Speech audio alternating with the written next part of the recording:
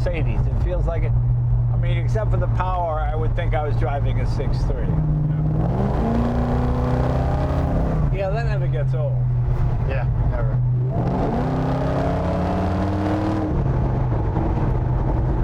Welcome to the episode of Jay Leno's Garage. One of my favorite cars, as you probably know, the Mercedes-Benz 6.3 from the mid-60s and early 70s. This started life as a 71 6.3, but it's been modified by our friend Jonathan Ward at Derelict Motors. So it's officially a derelict. What does that mean? That means you take a car, you keep the patina on the outside of the car, and you pretty much restomod everything else. This is a fascinating one to me because I'm really curious to drive to see how much of the Mercedes feel is retained. Jonathan, come on in. You all know Jonathan Ward, been here many times with his iconic cars, icon cars, I guess you call them. This is interesting to me because the interior looks brand new. The only sort of derelict part is the paint on the outside. Yeah, we got a little carried away on the interior on this one. A lot of the engineering changes we did necessitated evolving a lot of the details, but like the smell and the luxury of this era of Mercedes interior, it really just wanted to be factory fresh. Right, right. Now, for those who don't know, the 6.3 was a legendary car for Mercedes-Benz. A guy named, was it Eric Waxenberger? I think that was his name was. Mercedes-Benz, up to this point, had 6-cylinder engines. So consequently, compared to Cadillac and Lincoln with massive V8s, they just couldn't compete. The 6.3 engine was put in the big 600 class Mercedes, and that classic American thing of taking a big engine and putting in a smaller car like they did with the GTO.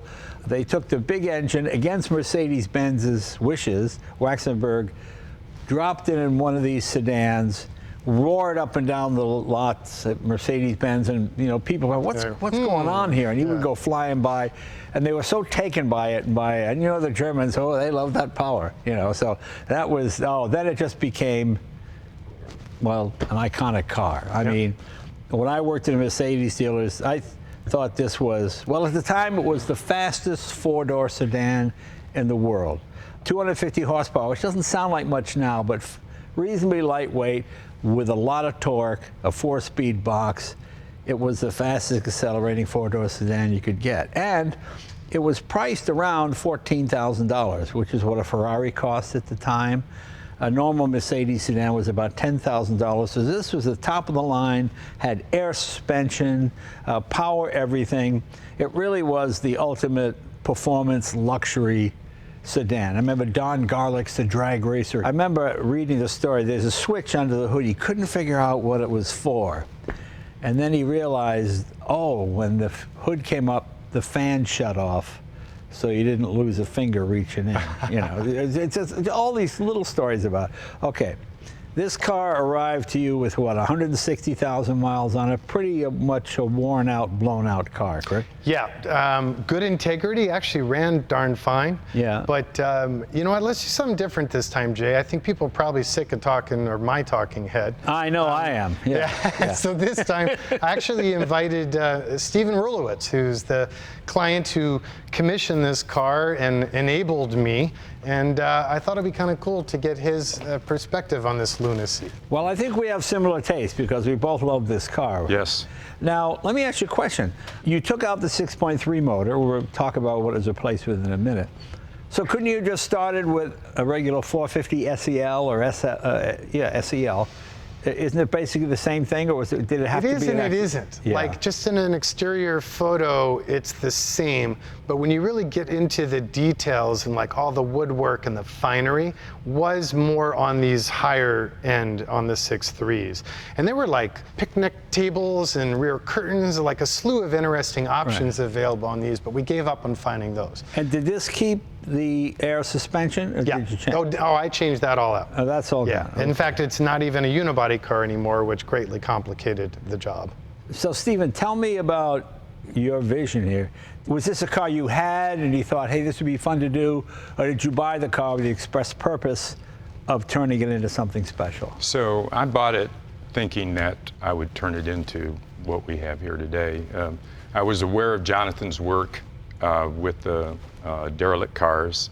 I like that concept and the whole idea. And I also like Mercedes, this vintage and this year in particular.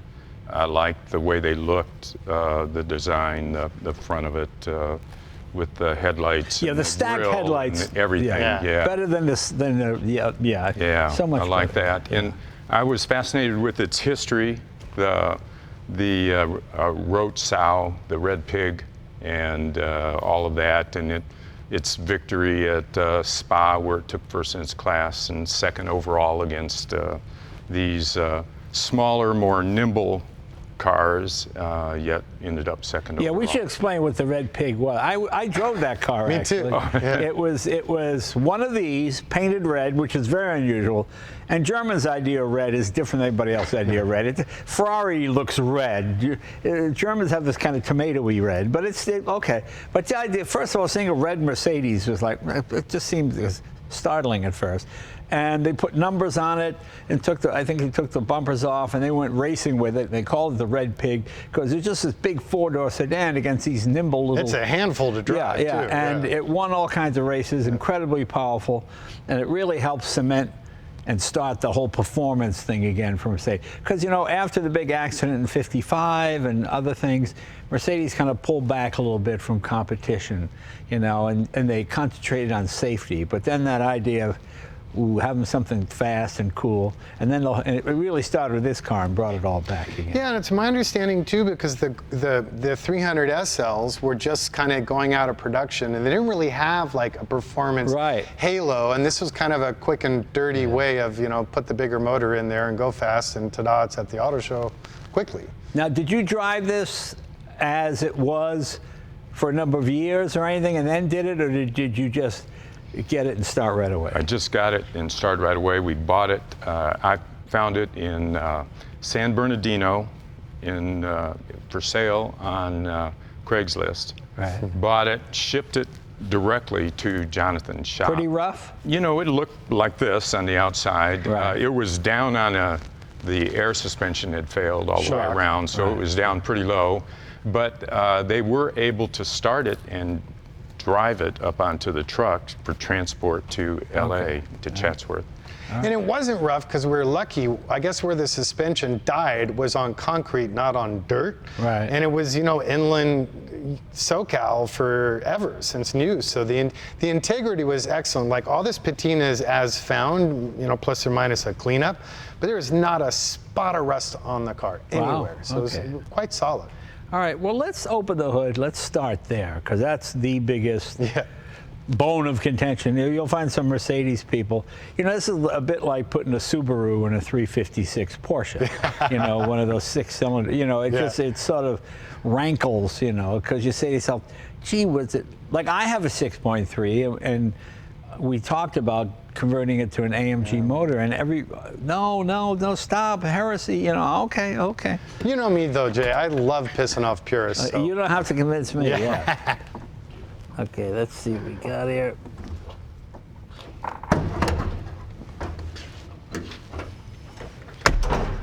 Okay, that is about as far from Mercedes-Benz as you can get. Yep.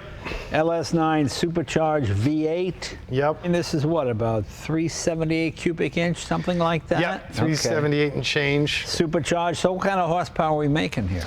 What did our dyno report put it at? I think we were at like 500 horsepower at the rear wheel. So 500 horsepower at the rear wheel. So this is a motor in a Corvette or something would be either 540 horse or maybe 640. Okay. So. And my favorite, and I miss this motor, I'm hesitant to transition into the LTs because the LS9s, I mean, if you look at their bill of materials, the internals are just artwork. I mean, they're magic. It's the last one I had. Now, Stephen, when you were doing this, was it based on the fact that you had one of these motors, or did you have a list of motors? There's a Chrysler, there's a Ford, there's a Chevy. Did you have the idea? I actually talked with the people at Icon about that, and they felt the most serviceable option for what I wanted to do, which was I wanted a performance motor in it, was an LS motor. I wanted the horsepower, so I went with the LS9, and just because, I guess. And I'm not sure they wanted or needed the additional horsepower, but I guess I did. I wanted it. I was more right horsepower. there with you. Was there any more talk of modifying the original 6.3 to get more power? No. No. If Well, there I was, think I shut it down Jonathan- early. Yeah. And then, They talked me out of it. Your mind's eye vision, Jay, right? I get a lot of heat for using GM powertrains where they don't belong, despite their long history of being just what is put where it doesn't belong. But you can't run the modern AMG bi-turbos properly and maintain all the refinement. Right. Because the CAN bus network of the modern system is just nuts. So you end up running them on a standalone, like wide open throttle, idle, start, stop, and you lose all the refinement anyway. Okay. Versus these are so reliable and they Yeah. make just glorious sounds. Okay, so we got the Willwood brakes in there, which is something we use on just about every vehicle Yeah, I they're have. great. I use the Willwood Master. Okay. And then Hydratech for Hydro Boost. And then Brembo's our braking partner at the wheels. So Okay. we're running large diameter 4-pot front, 4-pot, 4 and 4 Brembo systems. That's the longest master cylinder I've ever seen. Yeah. Yeah, the Hydro Boost take up a bit of space, Yeah. but especially with a blown motor where you lose reliable vacuum. Okay. And the Hydro Boost performance is just so good. This is a nice piece here, and this goes into, okay, and then it pulls cold air from there. You know, it's amazing the difference a cold air package makes. I've got my Ford Galaxy, and we originally had it pulling in through the air cleaner. And one day, you know, it gets hot here in California, and I'm driving along, and I just stop. And I go, what's this? I open the hood, and the heat literally almost pushed me. I said, geez, it's so hot. And then I realized, well, maybe it's just sucking so much hot air, it's just it can't get any. Totally. It can't cool us to charge at all. So I ran a cold air package. We 3D printed a piece. Made all the difference in the world. And I cringe when I look at my builds from like 20, 30 years ago, and I've got like intake with an exposed air filter, and it's like, I want to back up and redo them all. Right, right. So yeah, we always take a lot of time to do a proper air box with a high flow can with a fresh intake point, Right. and it makes a huge difference. Well, it certainly fits right in there nicely. This is it's set further back than the original 6.3, isn't it? Yeah, with the whole firewall is custom, as are the inner I was fenders. going to say, yeah, this looks really. As are all the floors. And then in our early stages, when we were only in CAD doing sort of layout weight modeling, for the performance that Stephen wanted, we wanted to push it as far back and down as we could. And now actually it's 4-corner even weight all the way around, and it just connects. Okay, and of course, custom radiator. Yeah, sure.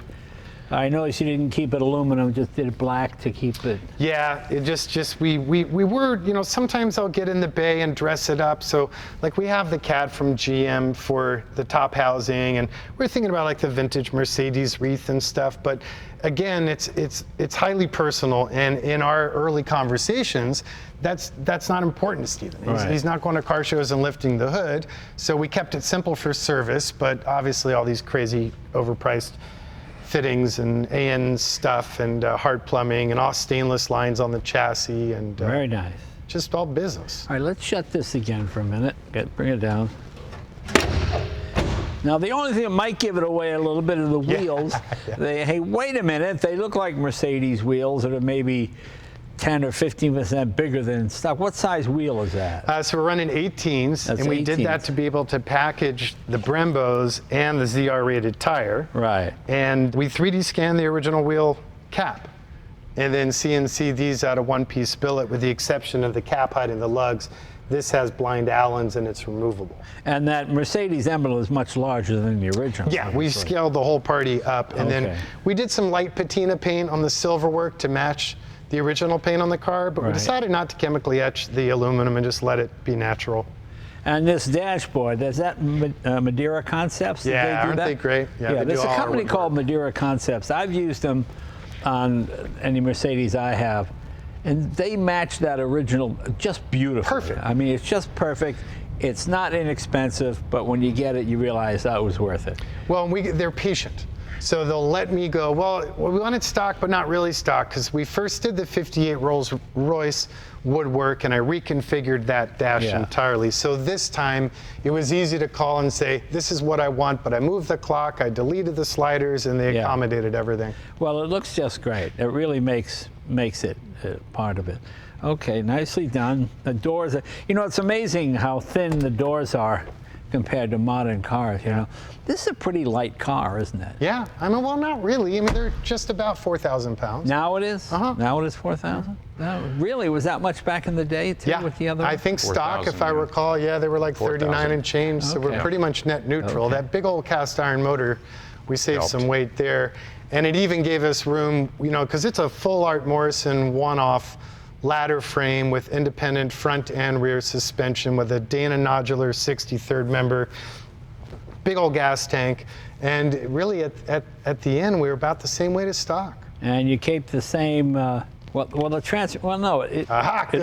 looks like the same sort of stick, but obviously So I kept the actual human interface, the ball and the stick and the spring, because it's such a part of the DNA of the car. Right. But then we scanned the original Prindle Brightwork, added the overdrive gear position, and then there's CNC'd acrylic in there, so it is LED backlit, and then there's a lens that travels to indicate by a different tone what gear you're in.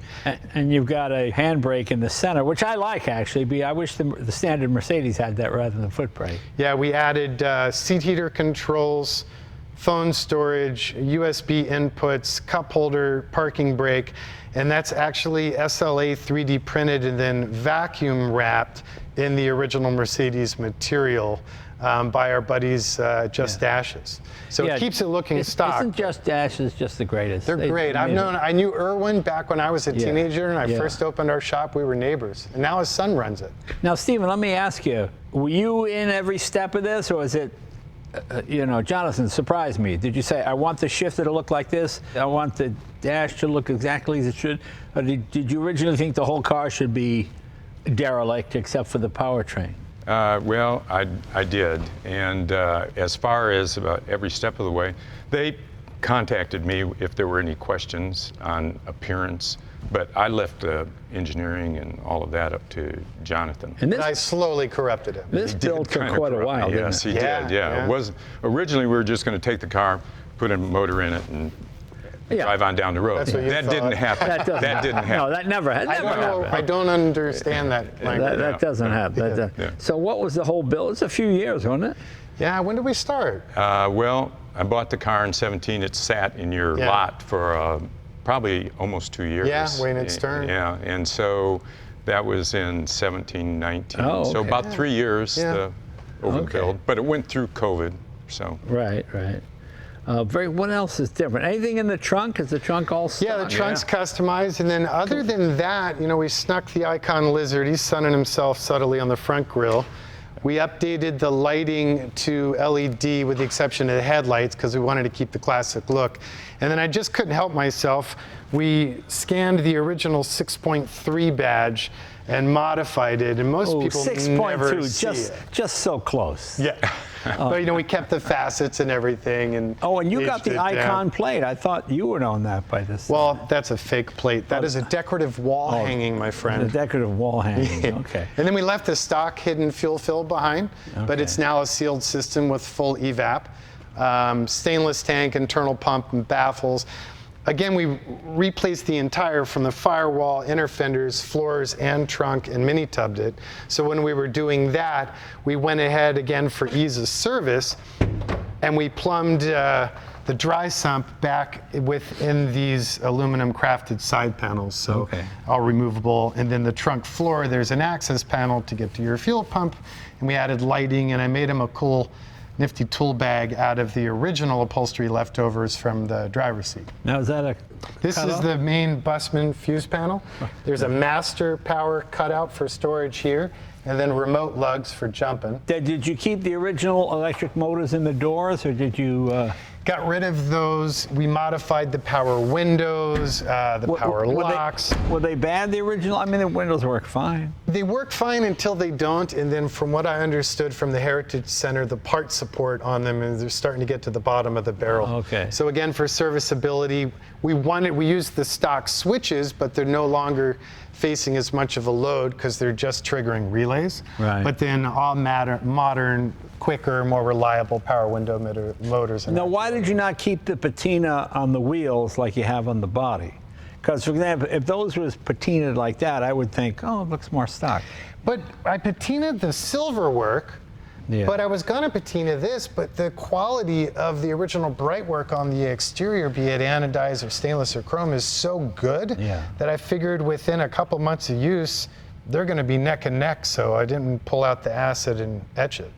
So, Stephen, is it everything you thought it would be? It is. Yeah. I've had the opportunity to drive it a little bit, and I enjoyed that very much. Did you ever drive an original 6.3? I did not. So you really didn't know what it was like? No, I had looked at one in Oklahoma City that I considered buying at one time. Right. And didn't buy it because the body was in such bad shape. Oh, okay. But what was it about these? See, I worked at a dealership, so to me, to deliver one of these to a customer, I take the long way, and you know, oh, I got lost. To me, it was the greatest car to drive.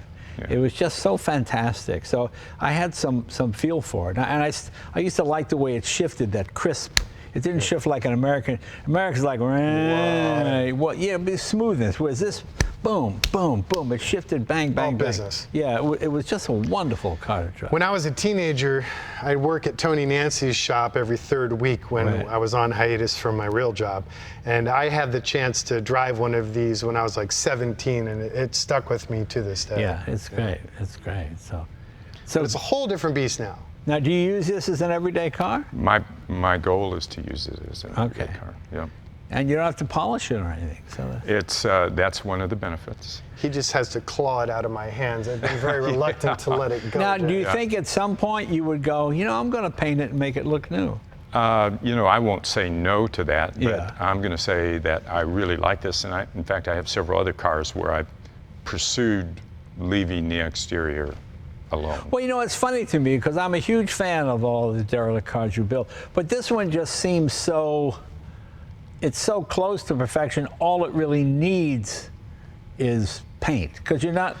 Yeah. But the other cars don't know where to park it. I know, but the other cars fool people because, oh, it looks like some old kind of piece of. But this, as soon as you get close to this, you go, oh, boy, some real quality there. Oh, the paint's, oh, what happened to the paint? You know, as opposed to being an old car that you find on the street. But there's something about them, not just the usability of the Derelicts, but they make people smile, and you don't have any of the social baggage and judgments of wealth or money at all. The second it's perfect and shiny, you're worried about where do you park it, you don't let the valet use it, whatever. But also becomes, there's like, I think culturally more and more, there's a stigma that comes with that. That is, it's nice to avoid. Now, Stephen, married? Yes. Does your wife get this, or is this? Does she get this? Not exactly, but I think she likes it. But I don't think that she gets the patina part. Yeah, right. Yeah. But and I'm sure that when I'm driving it down the street in Oklahoma City, I'm going to come to a stoplight and somebody's going to pull up beside me and say, "Great car. When are you going to paint it?" Right. I'm sure that's going to happen. Well, that's what's funny. I mean, that's what it is, because everything else, it doesn't seem like a true Derelict in that sense. It seems like it's, oh, all it needs is this. Everything else is just needs just one thing. It only needs one thing to make it perfect. That's what's kind of funny about it. But wabi-sabi, you know? Wabi-sabi, the Japanese art of imperfection. So it constantly evolves, and it's in a fluid state. And I don't know, perfect's scary, because at least having done so many concours cars, it's never perfect. I always know that the solvent pop or the sloppy caulk line or something, and I love just... Well, I love the fact that you've kept the original interior, you know, because to me that's the prettiest part. You know, to me the dashboard... So we did mods, but they're hard to spot. I mean, you having one of these cars... You didn't go with digital and things flashing and all, you know, just, And then, of course, I always loved the Mercedes steering wheel, that sort of thin wheel, a full-size wheel, really good. And that this original Mercedes leather. That's the kind of leather you put hide food in, you rub it in, and you get that rich aromatic smell that comes out of the leather. And it ages so cool because it's only dyed on the top grain. Yeah. So over time, it gets super Because modern leather is sealed. Yeah. People buy leather treatment for their car, but you don't need it because it's sealed. You're going to hurt your own sales, man. Well, no, we make both. We make both for modern leather and make for old leather as well. So. We even kept the horsehide because of that scent is, again, part of the nostalgia of these cars. And even my personal memory as a teenager driving one. They've got such a unique odor. Yeah, well, very nice. Can we take it for a ride? Hell yes. And all three of us can go. Yeah. There you go.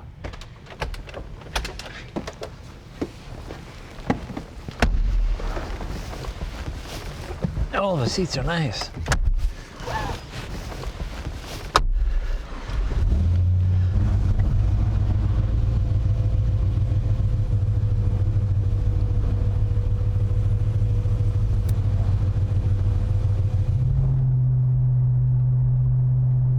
You know, it's funny about the original 6.3. It feels faster probably than it is because the torque, like the hand of God, it just pushes you. Yeah. You know, it's such low, you go, whoa, this thing really good, but it's only 250 horsepower.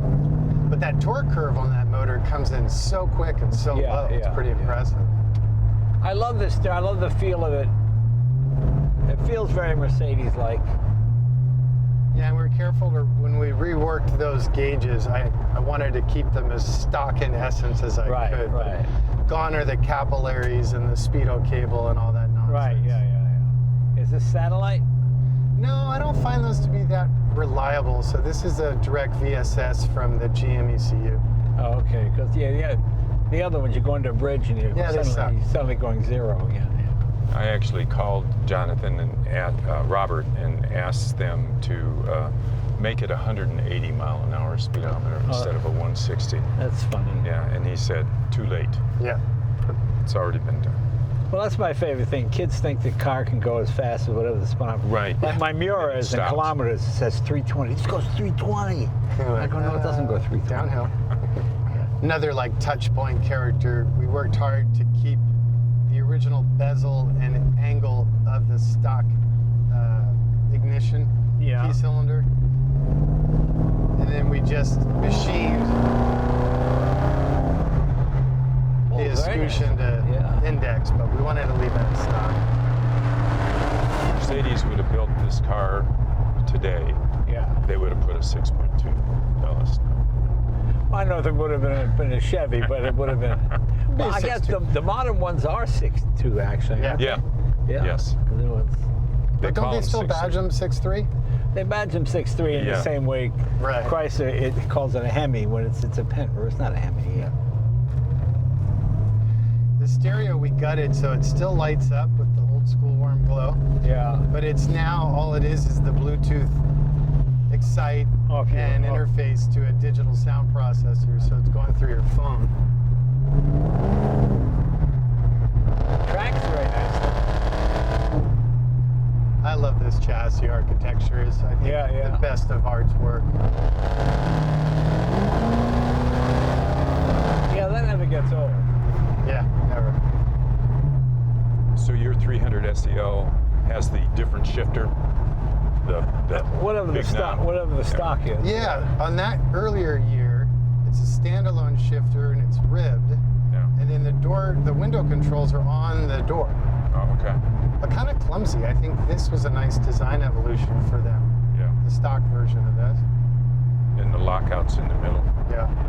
This is one of the few cars without a sunroof. Almost all the 60s that came to America had the sunroof. The only options this one came with, if I recall correctly, is the rear map lights and the AC. But I think all US cars, came with AC. Yeah, she likes to move on the roll. It's fun, too, on a track, because the CG is super low. Yeah. There's no body roll, and it just sucks it up. Did you ever weigh the wheels on it yet? Yeah, we're 4-corner even.